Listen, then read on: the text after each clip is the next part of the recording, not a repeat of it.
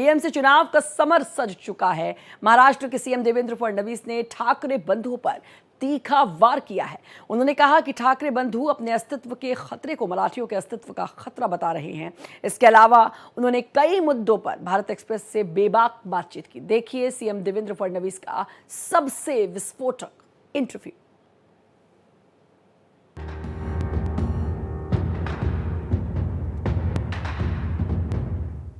नमस्कार, भारत एक्सप्रेस में आपका स्वागत है। आज मेरे साथ महाराष्ट्र के मुख्यमंत्री हैं, जिन्होंने जब अपोजिशन में थे तो एक नारा दिया था कि मेरा पानी उतरता देख मेरे किनारे घर मत बसा लेना, मैं समंदर हूँ वापस लौट कर आऊँगा। वापस लौट के आए तो दो पार्टियों को तोड़ के लेके आए। अब उसके बाद बीएमसी के चुनाव हो रहे हैं, तो ऐसे में उन पार्टियों की क्या स्थिति है और कैसे ये पूरा का पूरा प्रचार गया, इस पर बातचीत करने के लिए हमारे साथ देवेंद्र फडणवीस जी हैं। सर नमस्ते। जी नमस्ते। देवेंद्र जी, जिस 37 सभाएं आपने की, कई रोड शोज किए, कई प्रकट मुलाकात की, कितना हेक्टिक भरा समय रहा ये पूरा? देखिए, बहुत हेक्टिक रहा, क्योंकि पिछले 12 दिनों में 29 महानगर पालिकाओं में मल्टीपल कार्यक्रम मैंने किए हैं। और मुंबई जैसी बड़ी महानगर पालिका, पूना, पिंपरी चिंचवड, नागपुर जैसी बड़ी महानगर पालिका, तो कुल मिलाकर बहुत ही हेक्टिक शेड्यूल रहा। लेकिन मुझे इस बात की खुशी है कि मैं हर जगह पहुंच पाया, हर जगह अपना विजन बता पाया। मैंने इस चुनाव में केवल भाषण नहीं किए, इस चुनाव में मैंने हर शहर का एक डेफिनेटिव विजन रखा है कि शहर की परिस्थिति क्या है, हमने क्या किया है, हम शहर के लिए क्या करना चाहते हैं और कैसे करेंगे। तो मुद्दों के ऊपर मैं चुनाव लड़ा हूं और मुझे लगता है कि इसका बहुत अच्छा रिस्पांस मिलेगा। आप मुद्दों पर चुनाव लड़े। सामने ठाकरे परिवार दोनों अब इकट्ठा होने के बाद उन्होंने मराठी वर्सेस नॉन मराठी पे चुनाव लड़ा।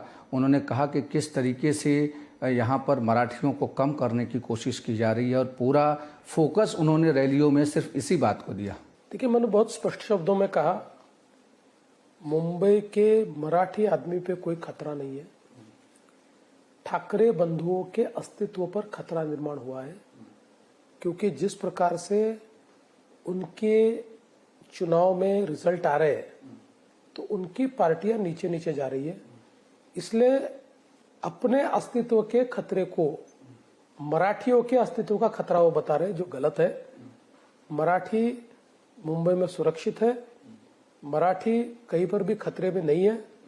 और मराठी एक ऐसी कौम है जिसने इतिहास में छत्रपति शिवाजी महाराज के नेतृत्व में जिस प्रकार से लड़ाई लड़ी है, पूरे भारत में नहीं तो अफगानिस्तान तक हमारा जो भगवा झंडा है वो लहराने वाली ये मराठा कौम है। इसलिए मैं ऐसा मानता हूं कि उन्होंने बहुत प्रयास कर लिया इसको मराठियों पर खतरा दिखाने का, लेकिन न मराठी उनके साथ जाएंगे न अमराठी उनके साथ जाएंगे, सब हमारे साथ रहेंगे, हम चुनाव जीतेंगे। देवेंद्र जी, लाडली बहन योजना पर आपने जब पैसे डालने की बात कही तो तुरंत विपक्ष के लोग चुनाव आयोग में गए, और ऐसे में जो किस्त आने वाली थी 2 ज्वाइंट होकर के उसमें से डिडक्ट करा दी। लाडली बहनों पर इतना खतरा उनकी तरफ से क्यों लगता है? देखिए, इनकी फितरत ही ऐसी है। जिस समय हमने लाडली बहन योजना शुरू की, ये लोग थे हाईकोर्ट गए कि भी इस योजना को शुरू मत कीजिए। हम हाईकोर्ट में जीते, सुप्रीम कोर्ट गए, हम सुप्रीम कोर्ट में जीते, और अब भी उन्होंने इस प्रकार से बहनों के खिलाफ ऐसी शिकायत की। हमें कोई फर्क नहीं पड़ता, हम 16 तारीख को भेज देंगे। बहनों को पैसा तो मिलेगा, बहनों का पैसा नहीं रोक सकते। ये 2 दिन डिले जरूर करवा सकते हैं, लेकिन हमारी बहनों का पैसा नहीं रोक सकते। लाडली बहनों पर सरकार का इतना भरोसा और प्यार क्यों? क्योंकि आपने देखिए टिकट में भी आपने आधा किया, लाडली बहन योजना चलाई, और तमाम सारी स्कीम्स जो आपने मैनिफेस्टो में जारी की कि उनको कैसे लखपति बनाया जाएगा, कैसे उनके लिए अलग अलग रोजगार के संसाधन हुआ। आपको आदमियों से ज़्यादा बहनों पर भरोसा है? देखिए, भारत का अभी समय आया है, दुनिया में भारत की एक साख बनी है, और अभी नहीं तो कभी नहीं इस दौर से भारत गुजर रहा है। जिस प्रकार से प्रधानमंत्री जी ने 11 सालों में भारत को एक नव भारत में परिवर्तित किया है, लेकिन इस परिवर्तन में मोदी जी ने एक बड़ी हिस्सेदारी महिलाओं को दी है, क्योंकि भारत की प्रगति को अगर हम लोग महिला रूपी हमारी अर्थव्यवस्था को एक दूसरा चक्का लगाते हैं, मानव संसाधन में अगर महिलाएं जुड़ती है तो हमारे विकास की गति और तेजी से आगे जाएगी। ये जो विजन प्रधानमंत्री जी का है वही विजन महाराष्ट्र में हमारा है। प्रधानमंत्री जी के विजन पर चलते हुए अभी ये समय है कि जिसमें महिलाएं रुक नहीं सकती। अजीत पवार ने जब पुणे में लगातार वो रैलियां कर रहे हैं, प्रेस कॉन्फ्रेंसेस कर रहे हैं और लगातार वो सरकार के ऊपर और बीजेपी के ऊपर टिप्पणी कर रहे हैं, चाहे अपने करप्शन से जुड़े जो हमले रहे हैं उस पर करते रहे हैं। आप लोगों ने तय किया था, आपके तमाम सारे बयान रहे कि आप लोगों ने तय किया था कि हम लोग भले अलग लड़ेंगे लेकिन एक दूसरे के ऊपर इस लेवल तक नहीं जाएंगे कि दुश्मनी जम के करो, पर इतनी गुंजाइश रहे कि अगर हम दोस्त हो जाएं तो शर्मिंदा न हो। तो अब ये स्थिति में कैसे लगता है आपको इस लेवल पे जाना और कैसे? नहीं, अभी दुश्मनी तक हमारी बात नहीं पहुंची है, अभी भी दोस्ती जारी है।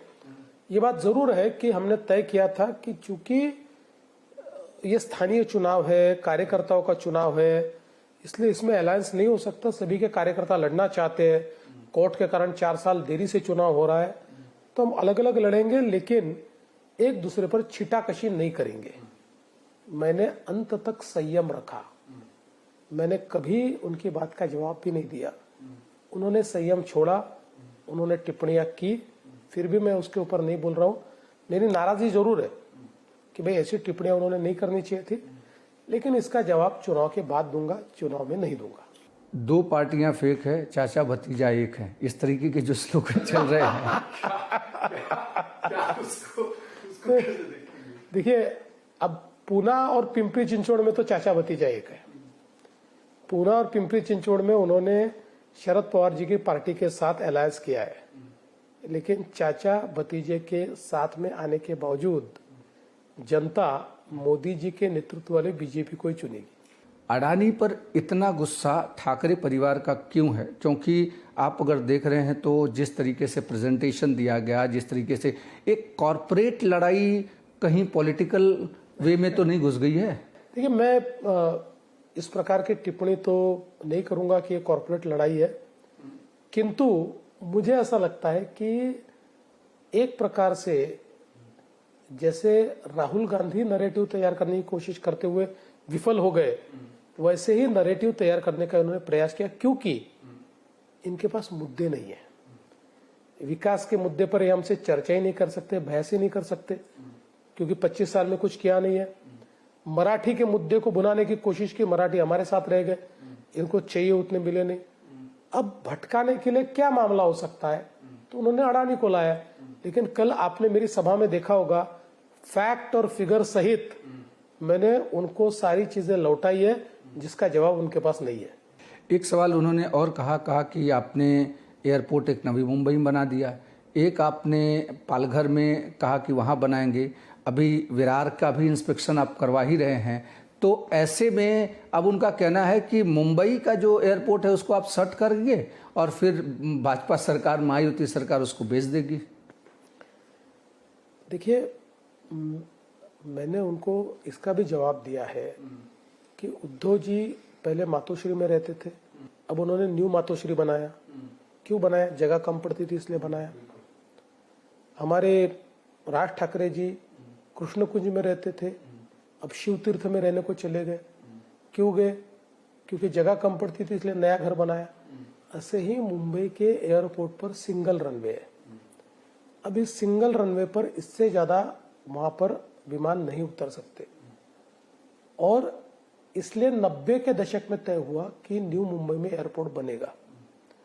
सरकारें आई, सरकारें गई, लेकिन एयरपोर्ट नहीं बना।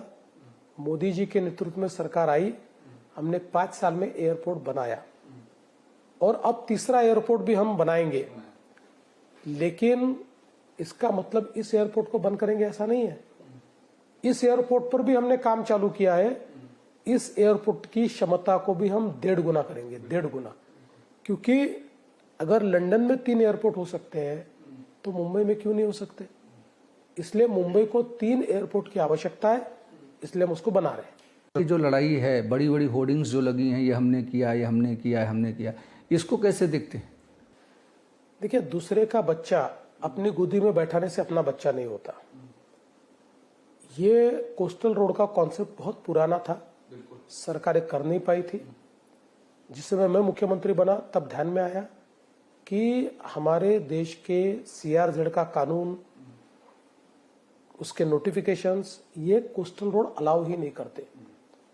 मैं मोदी जी के पास गया, 2 साल तक 3 केंद्रीय पर्यावरण मंत्रियों के साथ मैंने कई मीटिंगें की, सारे नियम बदले और नियम बदल के मैंने इसकी मान्यता लाई। मान्यता आने के बाद ये कहाँ किया जाए, ये कौन करे? MMRDA कर सकता था, शिंदे जी चाहते थे MSRDC करे, लेकिन उद्धव जी ने हमको ये रिक्वेस्ट की कि आप इसको कॉरपोरेशन को करने दीजिए। मैंने कहा ठीक है, कॉरपोरेशन करेगा। मैंने कमिश्नर को कहा आप कीजिए। उसके बाद उसके खिलाफ केस हुई, ग्रीन ट्रिब्यूनल में मैं गया, मैंने जीता, हाई कोर्ट में केस मैंने जीती, सुप्रीम कोर्ट में केस मैंने लड़ी, मैंने जीती, उसका काम शुरू किया। अचानक एक दिन मुझे कमिश्नर का फोन आया कि उद्धव जी आज इसका भूमि पूजन कर रहे हैं, कर चुके हैं, और बड़ा डर रहा था वो। उसने मुझे कहा कि देखिए ये तो होना चाहिए था आपके हाथों से भूमि पूजन, तो आप कहेंगे तो ऑफिशियल, इसको हम मानते नहीं, हम ऑफिशियल भूमि पूजन करेंगे। क्योंकि उद्धव जी किसी संवैधानिक पद पर नहीं थे। उद्धव जी तब सारे MLA MLC कुछ भी नहीं थे, किसी पद पर नहीं थे, वो सिर्फ शिवसेना के नेता थे। उन्होंने वो भूमि पूजन, मैंने कहा देखो मैं क्रेडिट के लिए मरने वाला आदमी नहीं हूं, उन्होंने कर दिया तो रहने दो, इसका उद्घाटन मैं करूंगा।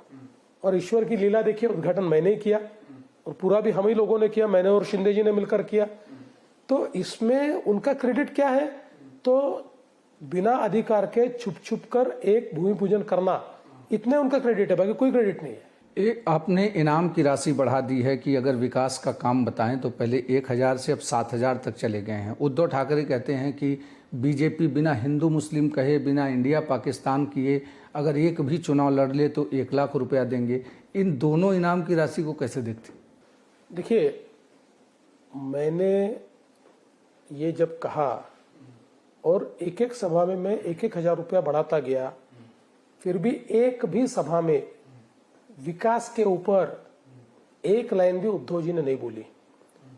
अब मेरे जो भाषण हुए, भाषण तो आपने भी रिले किए, अब तो पत्रकार है, अब तो इंडिपेंडेंट मेरे ना उद्धव जी के। आप प्लीज आपके ही चैनल पर इस चुनाव के दरमियान मैंने किए हुए भाषण, आपने जो रिकॉर्ड किए उनको ले जाकर दीजिए। हाँ, मैंने मुंबई में जरूर उनका जवाब दिया, लेकिन 90% मेरे भाषण में केवल विकास है, केवल विकास। इसलिए मैं आपसे दरख्वास्त करता हूं, ऐसे 5 भाषण मेरे आप ले जाकर उनको दीजिए और उनसे मेरे 1 लाख रुपए वापस लाकर दीजिए जो उन्होंने कहा है। असदुद्दीन ओवैसी महाराष्ट्र में आते हैं, सोलापुर की एक सभा में कहते हैं कि 2047 तक अगर उनके अल्लाह ने चाहा तो यहाँ बुरके वाली जो है प्रधानमंत्री बनेगी। आप कहते हैं 2047 तक विकसित राष्ट्र बनेगा भारत। तो किस तरीके के बयान, किस तरीके से देख रहे हैं आप? अल्लाह पाकिस्तान में चाह रहे हैं या शिवजी चाहते हैं, और शिवजी जब तक चाह रहे हैं तब तक यहाँ पर मैं आपको इतना ही कहना चाहता हूं कि इस देश पर प्रेम करने वाला और इस देश की मिट्टी पर प्रेम करने वाला कोई भी प्रधानमंत्री बनेगा। और आज तो इस देश का एक बहुत ही लाडला बेटा प्रधानमंत्री है, इसलिए ये जो सारी बरगलाने वाली बातें करके और धर्म के नाम पर वोट मांगने की कोशिश ओवैसी जी जो कर रहे हैं, इसमें सफल नहीं होंगे। क्या चुनाव के बाद एनसीपी साथ आएगी अलाइंस पार्टनर के तौर पर, मुंबई या बाहर भी, जहां जहां हम अलग लड़ रहे हैं? जरूरत नहीं पड़ेगी, और कुछ जगह पर हम एनसीपी के साथ ही लड़ रहे हैं, कई जगह पर एनसीपी हमारे साथ में है, लेकिन जहां हम उनके साथ नहीं है वहां कहीं हमको उनकी आवश्यकता नहीं पड़ने वाली। 29 महानगर पालिकाओं में कितनी महानगर पालिकाओं पे बीजेपी को देख रहे हैं? देखिए, बीजेपी तो सबसे बड़ी पार्टी रहेगी, सबसे ज्यादा महापौर बीजेपी के बनेंगे, लेकिन 29 में से 26 से 27 महानगर पालिकाओं में हम जो 3 पार्टियां हैं, बीजेपी, शिंदे जी की शिवसेना, अजित दादा की राष्ट्रवादी, 26 या 27 महानगर पालिकाओं, इन तीनों में से एक पार्टी का मेयर होगा। उद्धव ठाकरे या राज ठाकरे में सबसे विश्वसनीय और अपने शब्दों का धनी जिसको मित्र मान सकते हैं या भरोसा कर सकते हैं, कौन है? आपने इतना कठिन प्रश्न पूछा है। इस प्रश्न का जवाब अगर पुराना इतिहास आप देख ले तो आपको ही मिल जाएगा। लेकिन उद्धव ठाकरे को कैरेक्टर को कैसे देखते हैं और आज के कैरेक्टर को? उद्धव ठाकरे एक व्यक्ति के रूप में बहुत अनप्रेडिक्टेबल है। कब क्या भूमिका लेंगे, किस चीज पर कैसे रिएक्ट होंगे। कई बार मुझे लगता है कि आदमी में स्वाभिमान होना चाहिए, आत्माभिमान भी होना चाहिए, लेकिन ईगो नहीं होना चाहिए। मुझे ऐसा लगता है कई बार उनके विचारों से उनका ईगो बड़ा हो जाता है, ये उनका प्रॉब्लम है। एक सवाल और, नासिक का चूंकि महाकुंभ अब शुरू होने वाला है, तैयारियां जोर शोर पे चल रही हैं, इतना विवाद महाकुंभ पे पैदा करने की क्या जरूरत है ठाकरे परिवार को? आपको याद है जब प्रयागराज का कुंभ चल रहा था, उस समय इन लोगों ने कहा कि इतने गंदे पानी में लोग जाके कैसे स्नान करते हैं, और अब यहाँ पर जब महाकुंभ हो रहा है तो कैसे? देखिए, चूंकि ये लोग बाहर निकलते नहीं है तो लोगों की आस्था से इनका वास्ता नहीं है। जानते नहीं लोगों की आस्था क्या है, और उनको ये भी पता नहीं था कि इस बार के महाकुंभ में पानी कितना साफ था। और जहां तक नासिक का भी सवाल है, 2015 में भी जब महाकुंभ हुआ था, मैं नासिक में, उस समय भी मैं मुख्यमंत्री था। उस समय नासिक की महानगर पालिका इनके पास थी। इन्होंने हाथ उठा दिया, हम एक भी पैसा नहीं देंगे, हम कोई काम नहीं करेंगे। मैंने कहा आप मत दीजिए, सारा पैसा सरकार की ओर से मैंने दिया और बहुत यशस्विता के साथ मैंने कुंभ मेला करके दिखाया। इसीलिए नासिक के लोग तब से हमारे साथ हैं। तीनों चुनाव में हमको चुनकर दिया है। महानगर पालिका पिछले बार भी हमको दी, इस बार भी हमको ही देंगे। एक सवाल जो है कि मुस्लिम वोटर्स को लेकर के इतना आश्वस्त है यूबीटी, उनको लगता है कि अब कांग्रेस का जो वोट था मुस्लिम, वो सिंक होकर यूबीटी के साथ चला गया है, और मराठी प्लस मुस्लिम, ये M² का जो कॉम्बिनेशन है वो महानगर पालिका में काम आएगा। देखिए, मुस्लिम तुष्टीकरण की नीति कांग्रेस से भी ज्यादा गहरी इन्होंने अपनाई।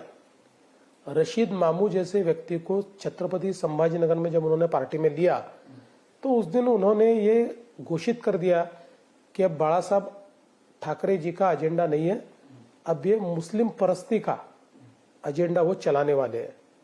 लेकिन अब कितने मुस्लिम उनके साथ जाएंगे ये तो वक्त बताएगा। जा भी सकते हैं कुछ पैमाने में, लेकिन मराठी उनके साथ पूरा नहीं जा रहा है, मराठी हमारे साथ आ रहा है। एक सवाल जो है भाषा की मर्यादा को लेकर के है, क्योंकि आपको जिस तरीके से देवा भाऊ शब्द इस्तेमाल करते हैं, उन्होंने परसों की सभा में मेवा भाऊ शब्द का इस्तेमाल किया, जिस तरीके से अन्ना मलाई को उन्होंने रसमलाई का इस्तेमाल किया, इस तरीके की जो शब्दों का इस्तेमाल कर रहे हैं, ये भाषा की मर्यादा क्या धीरे धीरे नीचे गिरती जा रही है क्या? देखिए, मर्यादा तो नीचे जा रही है, लेकिन उनसे इससे ज्यादा एक्सपेक्टेड ही नहीं है। देखिए, ऐसी भाषा किसको इस्तेमाल करनी पड़ती है जिसके पास मुद्दे नहीं है। उनके पास मुद्दे बचे, 25 साल में करने लायक और दिखाने लायक एक भी काम नहीं है, एक भी नहीं। अब काम ही आपके पास नहीं है तो आपको ऐसी भाषा का इस्तेमाल करना पड़ेगा। लेकिन उन्होंने मर्यादा छोड़ने के बावजूद हम शांत हैं। मराठी बाहर चला गया मुंबई के, ये दावा वो लगातार कर रहे हैं। बीजेपी के राज में और बाहर चला जाएगा, ऐसे भी दावे किए जा रहे हैं। बड़ा बड़ा प्रेजेंटेशन किया जा रहा है, बड़ी बड़ी स्क्रीन लगाई जा रही है, इसको कैसे देख रहे हैं आप? 25 साल उनका राज था। जवाब उन्होंने देना चाहिए कि राज उनका था। एशिया की सबसे अमीर म्यूनिसिपल कॉर्पोरेशन उनके हाथ में थी, जिसमें 80-80 हजार करोड़ रुपया डिपॉजिट है। बताइए ऐसी कौन सी महानगर पालिका ये हाथ में थी? फिर यहां मराठी आदमी को घर क्यों नहीं दे पाए? क्यों आपके 25 सालों में मुंबई का मराठी आदमी मुंबई छोड़ के बाहर चला गया? और हमने तो बीडीडी चाल, जो पुरानी 100 साल पुरानी बीडीडी चाल है, जिसमें आपने बिल्डर घुसा घुसा के कभी उनको घर नहीं दिया, वो बीडीडी 4 में रहने वाले 80,000 मराठी लोगों को हमने घर दिया, वही दिया। और 120 स्क्वायर फुट में रहने वाले को 500 स्क्वायर फुट का घर मुफ्त में हमने दिया। आज 80,000 लोगों को, मराठियों को घर देने वाले हम हैं। अभ्युदय नगर में घर देने वाले हम हैं, पत्राचाल में घर देने वाले हम हैं, विशाल सह्याद्री में घर देने वाले हम हैं। आज आप देखिए मोतीलाल नगर में भी घर देने वाले हम हैं। हमने देकर दिखाया है। इसलिए मराठी आदमी इनके राज्य में मुंबई से बाहर गया, हमारे राज्य में मराठी आदमी तो मुंबई का मुंबई में रहेगा, इनके कारण जो छोड़ के बाहर गया वो भी मुंबई वापस आएगा। लेकिन फिक्स डिपॉजिट तो आपने तोड़ दिया। उनका कहना है कि 90,000 करोड़ फिक्स डिपॉजिट था, आप लोगों ने आने के बाद उसको 80,000 70,000 करोड़ पे ले आ दिया। देखिए वो भी फेक नैरेटिव है। उनके जमाने में 78,000 करोड़ था, अभी 80,000 करोड़ है, वो कम नहीं हुआ। लेकिन उनके जमाने में कैपिटल एक्सपेंडिचर होता था 4,000 करोड़ रुपया, हमने कैपिटल एक्सपेंडिचर 20,000 करोड़ तक हम लेकर गए। इन्हें डिपॉजिट भी कम नहीं हुआ और कैपिटल एक्सपेंडिचर 4 गुना हमने बढ़ाया, 4 गुना। तो इसका मतलब यह है कि कोई ना कोई तो घोटाला कर रहे थे। लेकिन एक आखिरी सवाल इस तरीके से है कि मुंबई के मेयर के तौर पर किसको देख रहे हैं और कितनी सीटें आप एक्सपेक्ट कर रहे हैं? देखिए मुंबई में हमको पूरी मेजॉरिटी मिलेगी बीजेपी और शिवसेना को, और हमारी महायुति का मेयर बनेगा। कौन बनेगा ये हम बाद में तय करेंगे। बिल्कुल, धन्यवाद। भारत एक्सप्रेस से बात करने के लिए मुख्यमंत्री देवेंद्र फडणवीस ने बेबाकी से सारे मुद्दों पर बातचीत की है।